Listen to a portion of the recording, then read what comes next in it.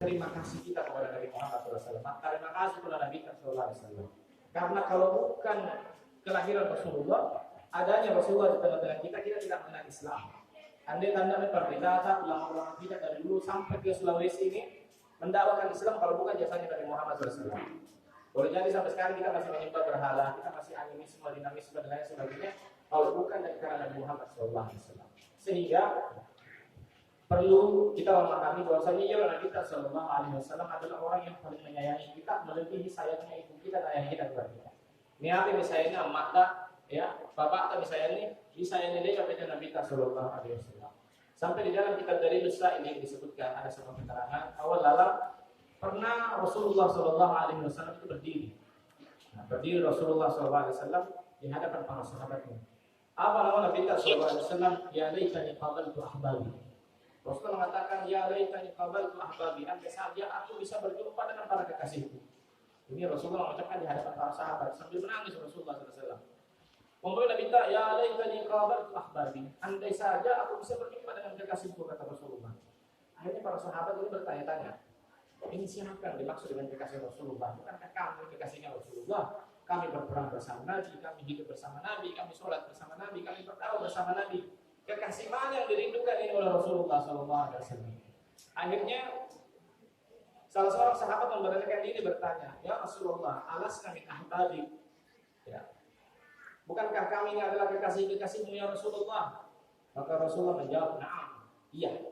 Antum ashabi, kalian ini adalah sahabat-sahabatku. Walakin ahbabi, akan tetapi kekasihku yang saya rindukan saat ini, 1400 tahun lalu Rasulullah mengatakan, walakin ahbabi humul ladina ya'tuna min ba'di yu'minuna bi wa lam yarawni. Mereka adalah segolongan orang, sekelompok manusia yang datang setelahku, datang setelah wafatku. Mereka lahir setelah wafatku, mereka beriman kepadaku, tapi mereka belum pernah melihat wajahku. Alhamdulillah ini termasuk kali andelo dito kepada Nabi sallallahu alaihi wasallam, tapi mahabbatu Nabi sallallahu alaihi wasallam. Alhamdulillah rabbil alamin. Semua kita termasuk golongan yang dirindukan Nabi Muhammad sallallahu alaihi wasallam. Terkhusus sebagaimana yang disampaikan tadi oleh pengasuh Pondok Darul Hadith Al-Habib Hasan bin Sahal bin Mulay, beliau menjelaskan tadi tentang bagaimana beliau membangun pesantren, bagaimana cita-cita besar beliau. Ya.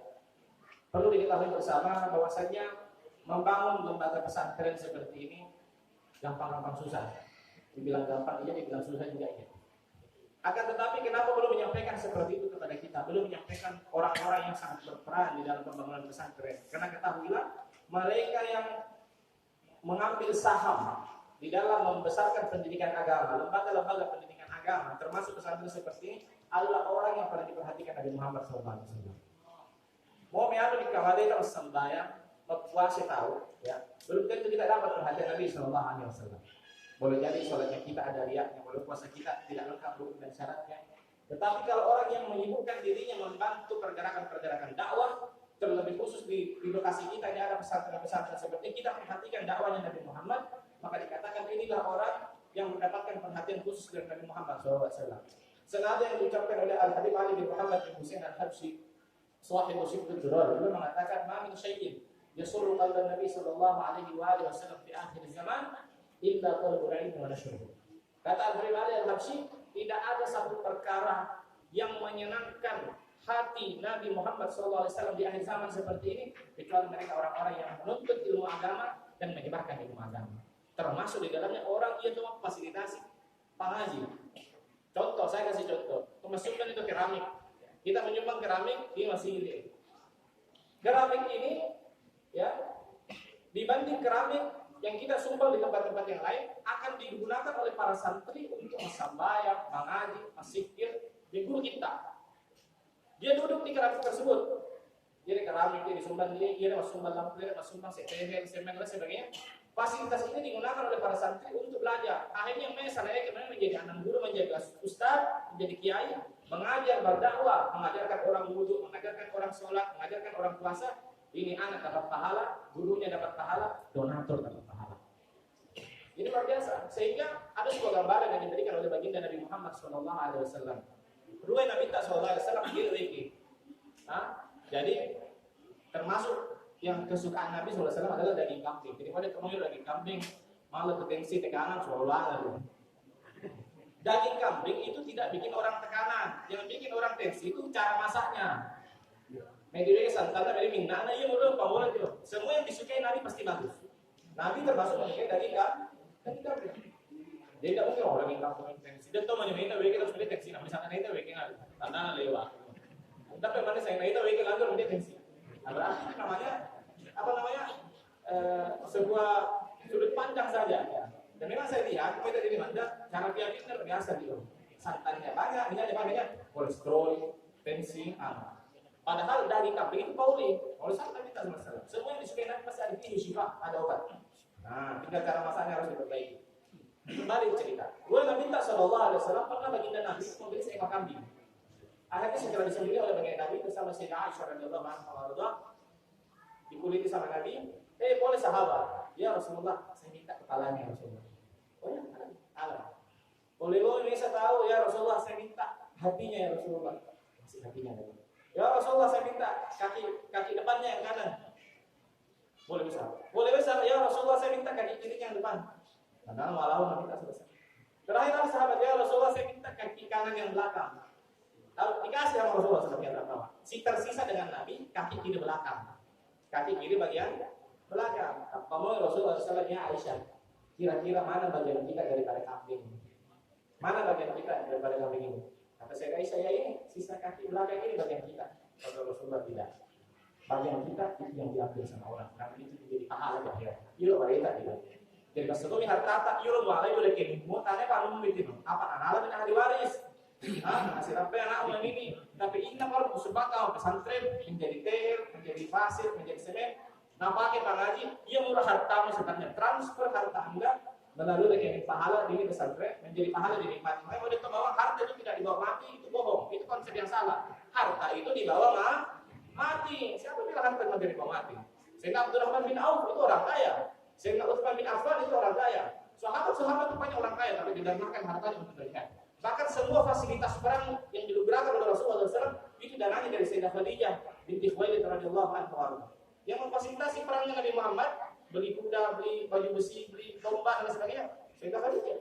Sayyidah Khadijah luar biasa, seorang sosok istri yang memuliakan Rasulullah SAW, yang mendermakan hidupnya semua hartanya untuk Nabi Muhammad SAW. Bahkan ketika Sayyidah Khadijah menikah dengan Rasulullah, apa yang dikatakan oleh Sayyidah Khadijah, ya Rasulullah, mali maluka. Ya Rasulullah, sekarang hartaku adalah hartamu. Mau itu iwali, mau itu wenget hartamu kita hartamu anu. Sana ada sih, ada main, itu ambil dari hati. Bisa. Ada di Sayyidah Khadijah radhiyallahu anha, Maradyana Makkah, Tusugina Makkah. Semua hartanya untuk Nabi Muhammad SAW. Bahkan Sayyidah Khadijah ketika sudah sakit-sakitan, maka dia minta Sayyidah Khadijah dia, "Nilainya anak-anak Sayyidah Fatimah Az-Zahra radhiyallahu anha." Mengatakan, "Ya Fatimah, sini kemari, wahai Fatimah. Wahai Fatimah, nanti kalau saya mati, betul, Sayyidah Khadijah. Nanti kalau saya mati dan saya sudah dikuburkan. Kemudian suatu saat ayah butuh dana untuk dakwah, butuh dana untuk perjuangan dakwah, silakan gali kuburan saya." Kata saudara itu. Gali kuburan saya, kumpulkan tulang belulang saya, jual di pasar, gunakan uangnya untuk dakwah Rasulullah SAW. Luar biasa ini. Jadi saya dapat ini adalah apa tak dulu kalau kita masuk itu, gunakan sebabnya. Sebelum kita belum tahu kita punya ahli waris ini, macam karena penting. Karena harta yang akan digunakan anak dalam maksiat, dalam hal-hal yang buruk, kita akan menjadi masalah bagi orang tua. Maka dari itu perlu bagi kita dari sekarang betul-betul memperhatikan hal seperti ini. Apalagi pimpinan daripada pesantren ini tadi seorang sayyid, Nabi sallallahu alaihi wasallam, seorang habib. Para ulama mengatakan jika seorang sayyid terjun di dalam dakwah, ya, menghibahkan dirinya untuk dakwah dikatakan ajdaduhu wara'u. Maka datu-datu menyeru kadang-kadang dia bodoh. Bantuan apa? Semuanya kadang-kadang terus sambil Nabi SAW memperhatikan cucu-cucunya yang terjun di dalam dakwah. Jadi mai tahu dia membantu pesantren bukan kita hanya tentang memberikan sumbangsi tentang keilmuan, juga termasuk dalam kategori berbuat baik kepada sanak kerabat Nabi Muhammad SAW. Disebutkan di dalam kitab Rasulullah Shadi fi Fadail Ahli Bait Hadi disebutkan hadis Rasulullah SAW mengatakan man sana'a sina'atan di ahadin min ahli baiti kafa'tuhu dan yaumil qiyamah. Dikatakan Rasulullah SAW siapa seseorang yang berbuat sebuah kebaikan, di situ disebutkan dalam bentuk sifat isim nakirah. Sifat isim nakirah ini ya dulu ada kilah, jadi sedikit apapun. Man sana'a sina'atan bi ahadin min ahli baiti kafa'tu bijadan yaumil qiyamah. Siapa sih orang berbuat kebaikan sekecil apapun kepada anak cucu, kepada keluarga, kepada Rasulullah, kafa'tu bijadan yaumil qiyamah, saya sendiri yang akan membalasnya di hari kemudian. Bahkan apa peluang kita untuk berjumpa dengan Nabi di hari kiamat ayasanna. Sedangkan dikatakan wailun liman lam yara di yaumil qiyamah. Celaka, sungguh celaka orang yang tidak bisa melihat Nabi SAW di hari kiamat. Sedangkan dikatakan dalam hadis tadi, orang yang pernah berbuat baik kepada keluarga Nabi, cucu Nabi, apalagi bukan berbuat baik untuk pribadinya, karena beliau sedang membangun pesantren. Ya, membangun lembaga untuk anak-anak tatuan nih, anak-anak turun sampai, anak turun manjek nih. Yang nanti baktinya kita juga akan rasakan sendiri. Mau minta anak di pesantren, bukan dibilang pesantren yang untung tidak. Tetapi kembali bagi orang tua yang memasukkan anaknya nesa mangaya nakmu nesa akhlak ada. Bahkan kemarin kita ada kasus, kita bisa lihat kasus di medsos kemarin, ada 3 orang anak bikin surat 3 orang saking marah saja jangan ada kasus surat di sana gitu. Anaknya orang tuanya dititipkan di panti jompo. 3 orang anaknya masih sehat walafiat, sementara kami sebagai anak sudah tidak bisa lagi mengurus ibu kami. Dengan ini kami membuat pernyataan ibu kami serahkan ke panti jompo dan kalau meninggal kuburkan saja. Yang cuma tahu psikolan tanpa ada dididik. Beda tuh psikolan dan didik. Ada ini pesantren pendidikan. Di sini bukan hanya sekedar baca kitab terjemah sudah, tapi segera itu dipantau sholat jamaahnya, dipantau akhlaknya, mau baca rutin, tak boleh, bagaimana adab kepada guru, bagaimana adab kepada orang tua. Anda siapa enggak dia? Pembayaran kalau pesantren dia ada pendidikan namanya para ulama-ulama kita dia nang guru tadi di pesantren. Tapi apa tuh mau wali-wali mana? Mau pasal-pasal berani tahu. Oh, kau yang merasa mati. Bahkan ada kasus di Mamuji Diongin, ada seseorang itu ngawat itu mau wenang. Gara-gara anak minta uang 12.000 tidak dikasih. Mira 12.000 kemana? Mira udah 12.000. Nah, namanya udah kemana? Terus malah parah malas ke mana? Mati. Kata para ulama hal seperti ini siapa yang salah? Mau wenang. Mau wenang salah kan dia bahasa. Mengapa? Kan dia tidak mendidik anak. Nah ini, alhamdulillah bintang-bintang terputar di ini dibilang Allah Taala warak kain bang barakah tu. Malu tu ni solo mengaji, anak tadi ni mengaji, guru solo ustaz para kiai pas saya tadi ini mendidik anak kita ini. Ini adalah hal yang paling penting. Karena juga di dalam sebuah hadis Rasulullah SAW dikatakan alim auladakum salah kata fisal. Ajarkan anak untuk tidak perkara. Pertama mahabbatan Nabi, mahabbat ahli bait Nabi wa qiraatul Quran. Nah ini diajarkan di sini. Pertama ulama ini konsep dasar sebelum mempelajari semua ini. Jadi ajarkan anak cinta kepada Nabi, lalu cinta kepada keluarga Nabi, baru belajar Al-Quran. Artinya belajar Al-Quran, hafalan dan hukum-hukum terkait Al-Quran. Karena langsung kalau kepintaran yang diberikan kepada anak, langsung hafal Quran. Sekarang bagaimana nih? Kalau tahfidz misalnya, tapi yang di luar ahli sunnah wal jamaah itu langsung tahfidz Quran, tapi bisa berpotensi kena paham wahabi. Akhirnya berani mengkafirkan orang tua Nabi. Banyak sekali seperti itu. Apa yang sama jenderal kita? Apa Quran 300? Nah ini bahaya. Jadi ajarkan dulu anak-anak kepada Rasulullah, bagaimana cinta kepada Rasulullah, bagaimana sikap kepada Rasulullah, terus adab kepada keluarga Rasulullah SAW, bagaimana adab kepada mereka, dan terakhir baru ajarkan Al-Quran, ilmu terkait Al-Quran, fikih, hadis, tafsir dan sebagainya. Baru itu fondasi. Jadi mau tak sangka aman-aman lek atau peridokter itu anak, malu jadi setan. Malu hafal Quran jadi setan. Nanti rasa dia, nanti kasus. Rata-rata yang mengkafir-kafirkan orang tua Nabi itu hafal Quran 30 juz. Alumni Makkah, alumni Madinah. Ya, bahkan mereka mengikuti paham-paham radikalis, berani mengkafirkan orang, berani meledakkan bom di sana sini. Hafal Quran 30 juz. Nanti orang salahkan, oh begitu penghafal Quran. Bukan hafal Qurannya yang salah. Tapi konsep pendidikan yang tidak melalui apa yang diajarkan oleh baginda Nabi Muhammad SAW. Hal itu melalui hasanah sebagai kesimpulan untuk selanjutnya kita mendengarkan ceramah dari guru kita bahwasanya Rasulullah SAW memberikan kita sebuah wasiat yang besar. Pertama, bahwa Nabi kita SAW tidak mata pun ada ma'infat amalu illa min salat. Ma'atin tak pun ada. Ya, semoga kita semua panjang umur sehat dan akhir tahun di dalam Allah Taala. Amin.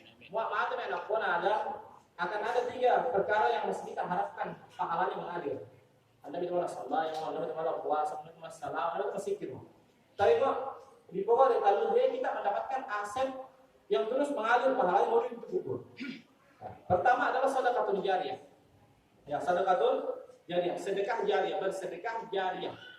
Jariyah mengalir, sedekah yang mengalir pahalanya, menyumbang kepada masjid, menyumbang kepada pesantren, menyumbang jalan dan sebagainya. Untuk dalam konsep ini kita menyumbang ke pesantren karena kenapa? Karena manfaatnya lebih besar. lebih besar karena di sini bukan